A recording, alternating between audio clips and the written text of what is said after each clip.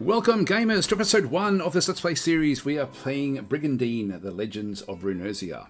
My name is DasTactic, welcome to the channel. I didn't thank my Patreon supporters last time. I do want to let you know how much I do appreciate the support that you guys do give me. It certainly does allow me to allow me a bit of time to justify sort of making these sort of videos. And this game is an exceptionally good game. I think that if you like the same sort of games that I like, you're going to enjoy this a lot. We saw in episode 0, I showed a little bit of the JRPG side of things. We'll be skipping through most of that in this playthrough. But if you do enjoy that, then it's there. If you don't enjoy it, you can just press the N key and skip through. We've already gone through. One of the negatives with the game is the user interface. It is sort of set up for Switch. Now, you do get used to it, and the game does work sort of like just using mouse commands, but I'm finding it's actually easier to pretend I've got like my keyboard as a Switch controller ultimately, and sort of make use of that. Anyway, let's just get into it. Now, we know that last term I explained that the hard mode, it's what we're playing. We're playing with the hard mode AI.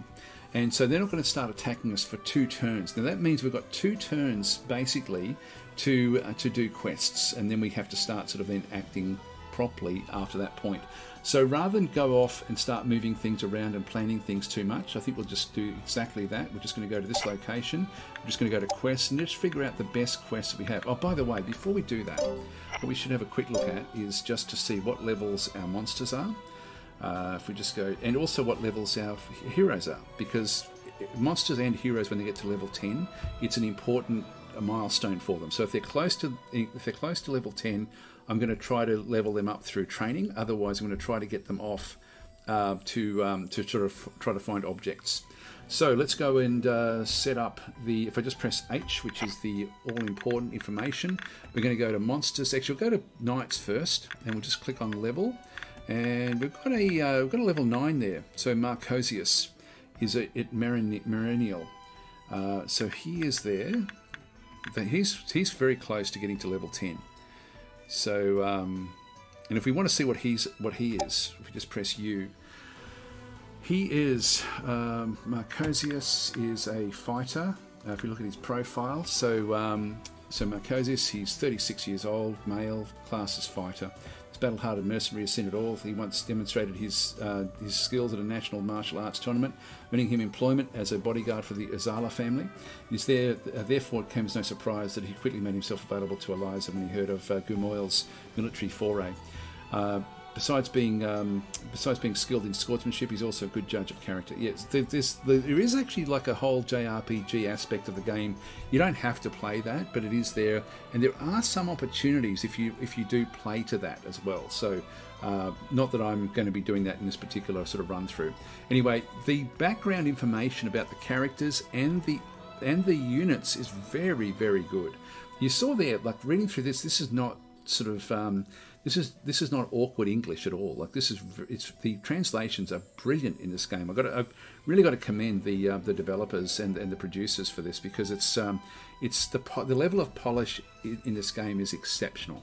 The voice acting is exceptional. I mean, the story and the JRPG, I know that some people, it leaves them flat, but the strategy game, even if you don't like the JRPG aspect, and I don't mind it, but if you don't like it, then the strategy game and the tactical game in this is exceptionally good. So it's a win-win-win basically. If you do, or it can be a lose-win-win, but you still get the win-wins for strategy and tactics. So anyway, let's just right-click to move that one back out of there. So he's actually worth having a bit of a look at him. Now, if we have a look and see, if we go to view base, if I just go to K, I can then go to, that's where he's located. So using the info is a very, very good way to navigate around. So he's actually at this location. Now, if we have a look at him and we just go and go to the troops, which is where he actually is at this point in time, we can see that we've got a level 3 and a level 1. So we want to train him up. So we'll just go back out to quests and through here. So we want to send him to the training ground and to get him to level 10. So we'll just go across and we'll just go K to confirm that one, and then we'll just go down to training grounds. You can see that he's not good at going to either one of these locations anyway, but the training grounds is going to be useful for him just to get him to level 10. So there we go. Just leave that one there. So he's now on a quest. And if we just go back again to the main screen and then H. So and if we have a look at the status of the knights, if we click on that, we can then sort of see that he is now on a quest. So he no longer has to be sort of doing anything. Now we're going to be wanting all of them to be on quests in this first turn. So he was the only one that we had to really worry about training. Some of the others will probably end up getting there. Let's have a look at monsters and see if we've got any monsters that are close to level 10. So if we have a look at the levels in through there, we've got a level 8, a dragon, Baron, with Cain. Okay, Cain at the capital. The others aren't really worth. He's got a level 7 there as well with one of the Pegasus units or one of the unicorn units.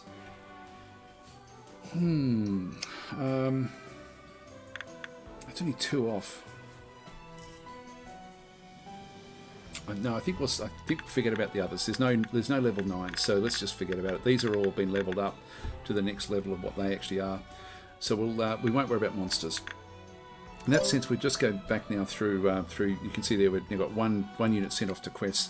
The user interface, in sense of the information that it gives, the user experience with the is poor, but the user interface is good, if you know what I mean. Like the experience with all of the buttons, I don't know what they could do differently. It is hard to use a mouse and keyboard combination with the game. You do have to get used to it.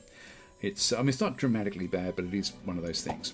Anyway, go to Gaga. We'll just click again. Go to quests, and so we'll just have a quick look through here. So we can see there that she's got 2s.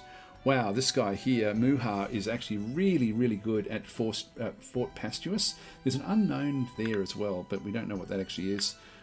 Just see if there's others that sort of would be viable here. This one here, so Kate is good with other things as well. These are all very, very high levels, except for Cain so much. He's level 12. He was the one, like if you look at the JRPG stuff, he's the one who's sort of against Eliza taking control. He sort of sees her as being frivolous. Not that it'll matter that much. Well, I think what we can do is we can definitely want to have Muha, and if we look at Kate, she's got possible rewards. So she's better off going to Mount Madril back in that instance there. So I'll just do them one by one essentially. So we'll send her off there. She's got better chance of picking things up from those locations. So so she's now on a quest. We've got these are only 2s. They're not going to be great. All of these, you know, I might, because he's only got 2s in both of these locations, I might send Cain off to train up his troops. So we'll send him into the training grounds. Darian, really doesn't matter where he goes. So what have we got? The things that sort of marry up the best are pretty much either one of them, really. I'll go that way for him. And we've got the 2, like Eliza can't do these quests, by the way, so she actually can't do those. So we might look to see what she can do. She can go in for training, but she can't actually do these. So if I click on her, because she's the leader, it's showing that she possibly can. She's showing that she can. Yeah, no, can't dispatch. Okay. Think, oh, hang on, there we go. But I can send her down into there if we wanted to. We might have a think about what to do with her, actually. We'll plan better what we can do with her.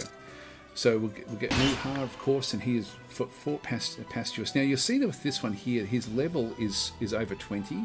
So the way that the higher their level is towards 20, the more viable they can sort of do the different locations.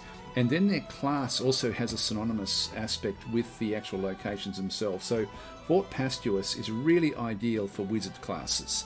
So if I've got like a high level wizard, he's going to have the best chance of picking up some good stuff here.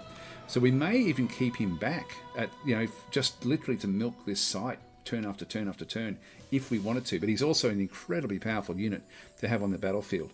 So let's just go across, pick that one there. He's on quest. That just leaves Eliza, so we'll come back for her. We'll just keep on going from unit to unit. So we'll just right click. Cornwern, back in through this side. Quests.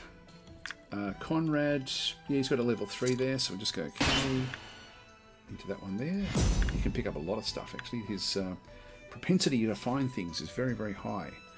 And then Patricia is only a level 1. Now she's very, very entry level. This is not going to be great. I think the best use for her will be to just go to the training grounds because she's only level 1. So we'll just send her off that way because the chances of finding anything are extremely low. So we might as well get her leveled up a little bit, and it makes it easier for her next time. So you can see that we're not going to have too many forces left over once we've done all of this. We've got 2 at Angela. And press K just to open these things up. Quests. Level 10, level 12. Now we do actually have a good one up the top there. So we'll go across to the Plains of Karina. And K, just grab this one here. And that also is good. It does pick up. I wouldn't mind trying to get some monster equipment, which is what this is. This is like Fang enhancements. Although, what else do we pick up from this side? We do pick up sort of like other sorts of staves, like some sort of staff, I think that is. Items. Yeah, these can be sort of like, these can help with wisdom or intelligence, these sort of hats. Well, let's send it down, just so we get a bit of difference with each of these. Here we go. Okay, whoops, that's done. And out of there, and we've just got one more, I think. So Droan, back in through this location. Now, at this location, if we just go in, go to quests, level 7 to level 11. Now, we've got 2s, we've got a 2 there in the Hills of Madro. Okay, that'll do. So we'll just go okay, and Madro there, and we've got all 2s in through this side. So how does this marry up with the chances of picking up different units? Looks like that one there is our best chance, the Aria Great Plains. Let's go that way. Now if we go back to H again and have a quick look, we can see the only there's 3 that's still on standby. Okay, so we've still got oh, they're all Eliza, sorry, this is monsters. Go to Knights and click by status. We can see there that she's the only one that hasn't got a job to do. Next thing we'll do, let's just plan for turn 2 and moving forward. If we just go back into the game, I should show this a little bit in episode 0. This is a very, very important choke point in through there. And we did have a quick look at the battle map in through there. We've got another one there. This is where we're going to be wanting to expand out through this particular location. And we also then have another choke point here. So we want to defend here, and expand from here. That's going to then open things up. At some of these different locations as well, we're going to be wanting to then also combine the forces that we have available for the expansion, but we won't do that. There's no rush to do that, so don't feel that you have to be attacking as soon as you possibly can. The first battle can be really quite long because it's going to be maximum forces from all sides. So we've got everything has sort of been set up there except for where to send her. Let's have a quick look at do a quick summary of the actual battles themselves. So at Cornwern, battlefields, we're looking for water units to protect this bridge across here. That's a good one for us. If we go across to Angela, from a defensive point of view, now our plan is to attack Alternia. Is going to be the location that we want. So let's have a look at Alternia, because that's actually probably going to be more the point, more so than trying to defend back in through this side. So we'll just go and click on that one, look at the battlefield. And so we're looking at mainly plains, a little bit of mountains down through this side, but mainly plains. Looks like some swamp up this way as well. So, as I say, predominantly going to be plain fighting in through that location there. If we have a look at Angela, just for the sake of it, and I don't think we're going to have to worry too much about this one, but we may just need to do something with this. If we have a look at the battlefield, it looks like mountain passes in through here. So if we have a look at the battlefield, actually there's a river that runs through. There's forest everywhere. So if we do have to defend, we're looking at water units, we're looking at forest units, and a little bit of plains in through this side as well. So a bit of a combination between the different sorts of fighters. No, the mountains we don't have to worry about, so we won't worry about those at all. Alright, that just leaves the bottom battlefield. So if we have a look across at Droan, and their battlefield is mountains everywhere. Mountains everywhere. Alright, so it's going to be protecting mountain passes from the 2 different locations that can then come through. Interesting battlefield, that one there. Alright. So I love this, actually. I love that the game has got all of these. And so all of these have got these sort of aspects. So eventually we're going to need to set up like a defensive perimeter there. But we'll do that in the next turn. So we just got to think, where do we want to send off our main hero? We just go back into here again and look at troops. Now she's still got a lot of stuff that she can drag around.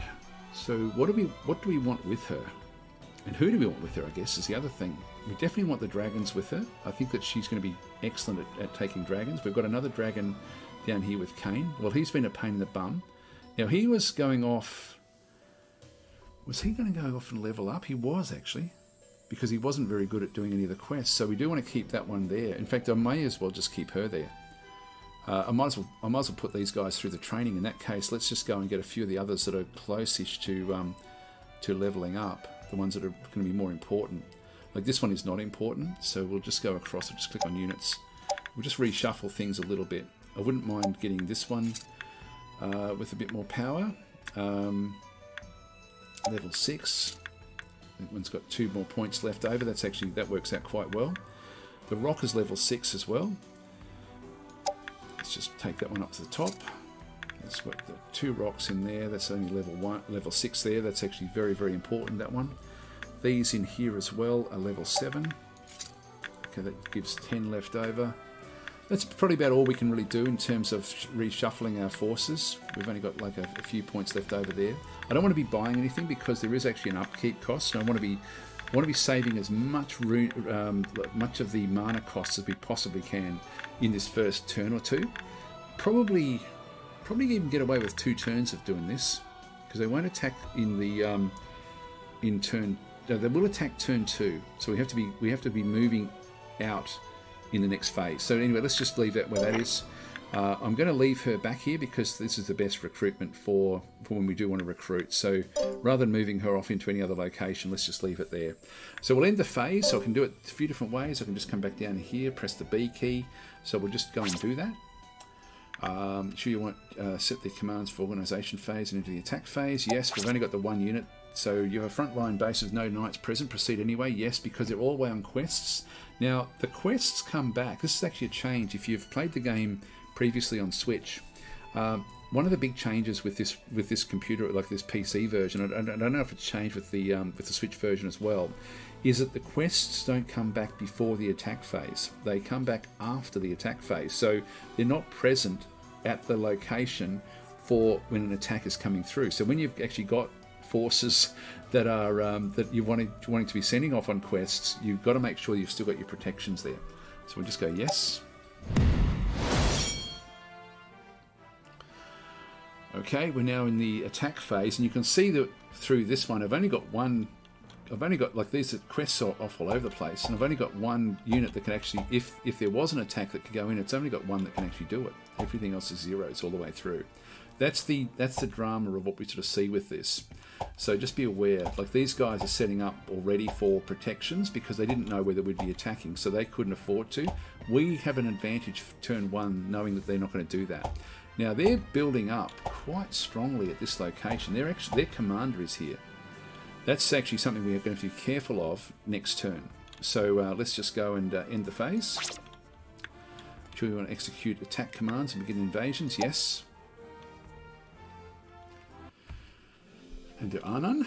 Soon after, Eliza had formed her unit. Grand Warlock Muha's granddaughter, Sugar, appears with a report on the enemy. So here we go with the JRPG stuff. Now what this one does is, I'll just sort of skim through it. Child, you will not address her so informally on the battlefield. Tell her Captain Eliza. So of course there'll be dancing analogies in here, like good old cringe / campiness of JRPG dialogue. I mean, it gets a bit much at times, but I don't mind it. And I think they've done it very, very well in that sort of sense. So if you do like JRPG content, you're going to love it. Anyway, just continue on. Grandpa, yeah, blah blah blah. Anyway, there we go. It's funny because I'd be so scathing of frivolous communication with so many other games because it would just destroy the immersion. But yeah, free pass because of the because this they've done it well. Anyway, let's just continue on. So they go through now and explain what's going on. We don't need to really look at this one. So it just goes through essentially what the background histories are. I don't think we need to look at any of this, so I'm going to skip all of this. Where they just talk about what's going on. Let's just skip out of that one. But it is, every faction does do that one. Oh, so Sugar has now joined us. Okay, so she's now joined us. So she'll be a level 1 or something as well. And generally when a knight joins you, they join with whoever your leader is. Failed the quests. We did get a new item through here, only a level 1. So we've got, this is a Tough Protector. So this one gives us 10 HP.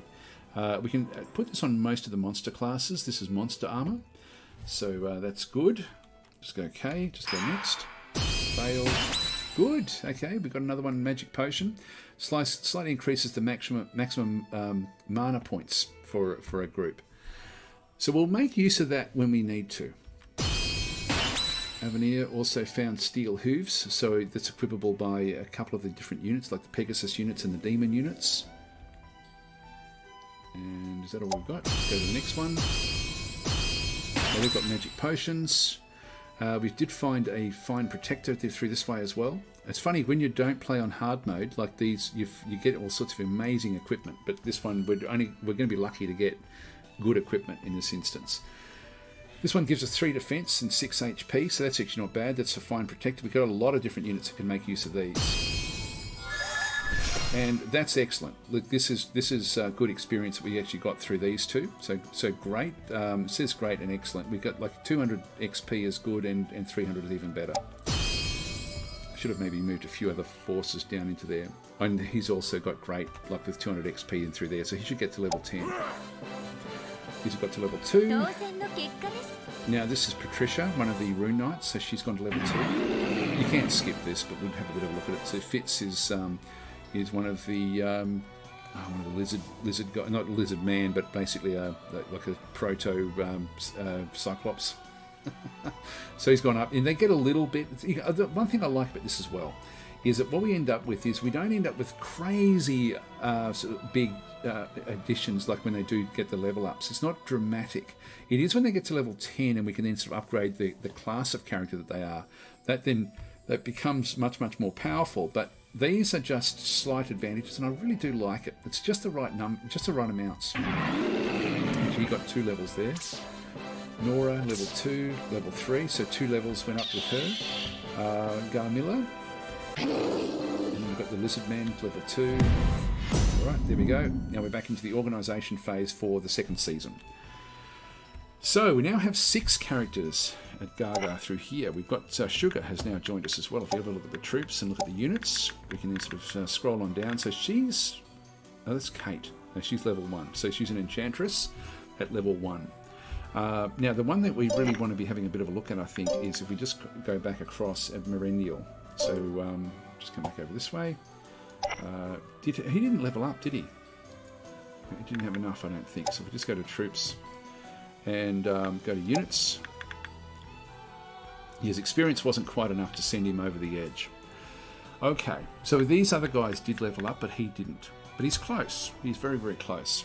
Now, he does have 5 proficiency, but I do want him to get to the next level, and then we can sort of look at other things to sort of move him into. Maybe looking at a knight for him as well, like making him a fighter knight rather than just a fighter. So we'll wait till he does get to level 10. But now we have a different set of criteria. We now have to start to get ready to protect the borders. Now, if we move, the movement comes in before anything else. So if we go and set up our attacks for Angela, we can actually move 3 units in. You can only have 3 units attacking or defending. So when you've got more than 3, one of them is not going to participate in the fight. So that's where you can sort of have others going off for quests. We also have to then get ready for the... We had a look before at the... if we have a look at the battlefields through here, we want to get water units back in through this location. So what I might do is start to shuffle some of the ones around. We knew that there was only one location. If we look at H...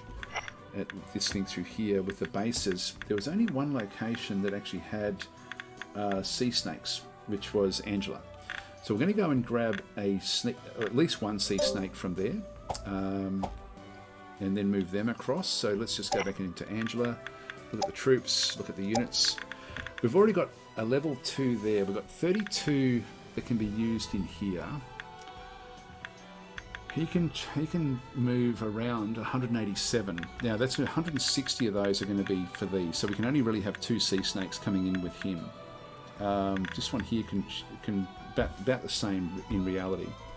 Now what we want to do is we want to make sure that we have certain people with certain skill sets. He's a berserker, so basically a fighter, and we've got a healer. Let's just go back away from here. This is going to take us a little bit of explaining, I guess, as to why I'm doing things, but I'm just trying to see what the combinations are. Like, where are we going to move these guys? We've got another fighter in here, so this is a knight, and we have a bard, so basically someone that's more going to be a support type unit in through this side. Now, her skill set is not fantastic for this sort of fighting, nor is his.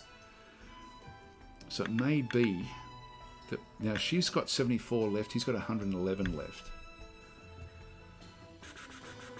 I might send her down to protect the other location, because she's already got like the building blocks, the starting building blocks of doing different things. So let's go and move that one down into there. That leaves her with 29 left over. She can take this one as well. These are low-level units. These are going to be helpful in the southern choke point that we have, like in the mountains. So they'll be very, very good in the mountains. This is a flying unit, I think. I'll just go to you. I don't use these, so very, very Pokemonish, aren't they? So these are monsters skilled at support magic. They love playing pranks and watching others get frustrated by their mischief. They provide ally support with spells such as Silent and Protect, making them a valuable addition to any. Yeah, so they still are valuable, just from a support level. They've got a stick tap in through there, but they've also got Silent, which I don't know what that does. If I press U again, I can then sort of see. Inflict silence on a single enemy unit with a 4 hex radius. Effects last 1 to 3 turns. Silenced units will be unable to use magic. And Protect increases defense of a single ally unit within a 3 hex radius. Okay, so they really are just a support, but they're very, very cheap and nasty. So I might send these guys here in the mountains are going to be. These are mountain fighters. If we just press U in through there, we should be able to sort of see. It should have preferred terrain is mountain. That's what we want. And similarly with these, if we just press U, mountain terrain is their preferred terrain through there. So she could be sent off with that location. She's only got 9 left. There's nothing else we can really add into there. I can't even switch that one out to sort of make that one more viable. Let's just leave that one there for a second, and we'll just go across, because she's no good at searching for things, so she's not really going to be of any great assistance at this location. So we'll leave her where she is. We'll just go N to go and summon monsters now. We've got 176 left in through here that we can sort of go and get. Now we can get dragons from here, and I wouldn't mind having 1 dragon at this location, and then a few of these guys here, these lizard men. They're not great fighters, but they will help. They will actually help in through here. If I look at the skill or magic, yeah, it's basic. These are going to just sort of fill up the army, but they will fight. Like it will be helpful having them in the water. So these have got, like, if we have a look at their preferred terrain is swamp, which essentially means that they still actually perform okay in the rivers. These are plain fighters, but I definitely want to have one of these guys floating around at this location. So let's just go and go yes. We've got 2,200. That's why we didn't build any last time, because we wanted to build up as much mana as possible, because this guy is going to have... Now when we come in, let's have a look. There's a dragon. And now what it does, oh, that was good. That was very, very good. So the basic hit points, mana points, for their special attacks, they need to use these magical points. They're probably more magical points would be what they are. Their strength, their intelligence, and their agility. Now we got pluses randomly across all of them, and good numbers. This is a very, very good dragon. So that's a good one. And what we can do once we're in this sort of area, just right click. So he's come over this way. Oh, look at that. This one here has come in with a special ability. If we go and press U over the top of this one and have a look at the profile. So it's got dragon with this special indicator in through here. So monsters equipped with tough scales and sharp claws, able to hit multiple enemies at once with their breath attacks, have high HP and attack, but at high magic cost. These monsters have the ability to change into higher classes of different types, has transformed into the rare Mana Miracle form immediately after being summoned. This form contains more mana than usual, giving the monster a pale glow and raising its stats. So that's why the stats came in so well. Now, we've got another one of these as well. We always start off with one of them, but I haven't seen it spawn one before. That was extremely lucky. Click on that one, bring that one into there. He's still got enough for another one. Now, if we... Do we get another dragon? Because like if we get a second dragon and get her to carry the dragon down for us, that might be a better way to go. But 101, I don't want to be leaving these behind. I'm going to need to get more lizard men. I think I might grab 2 more lizard men back in through this side. So let's just go across and we'll just go back. Oh, sorry, troops, units.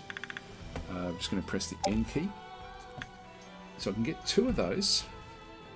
Or one of these, 100 points. I can't get one each of those. So I'll grab 2 of these for him. So I'll just go yes. See if these come in with anything special. So we lost a little bit there, but overall, again, these are very, very good. This one doesn't have any special attacks, so there's no magic points that it actually needs. Again, this is good numbers. Not that we don't need to worry too much about them. It's only sort of minimal numbers, but it does sort of help. So I'm getting a second one of those.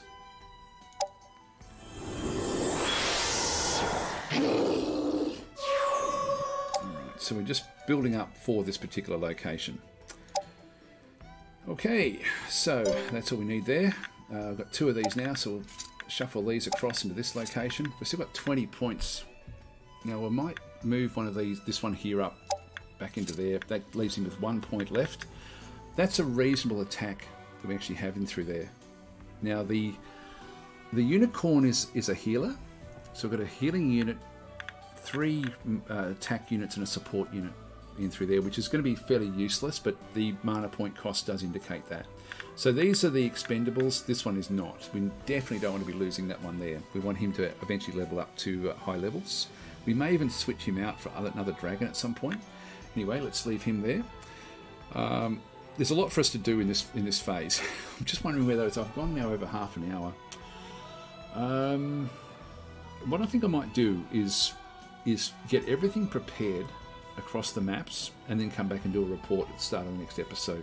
So I will leave it here, guys. Thanks for watching, and in episode 2 I'll just do a summary of what we're going to be moving around, because there's going to be a lot of movement. There's going to be some going on quests, like this one here. We're definitely going to be moving that one down into the southern location.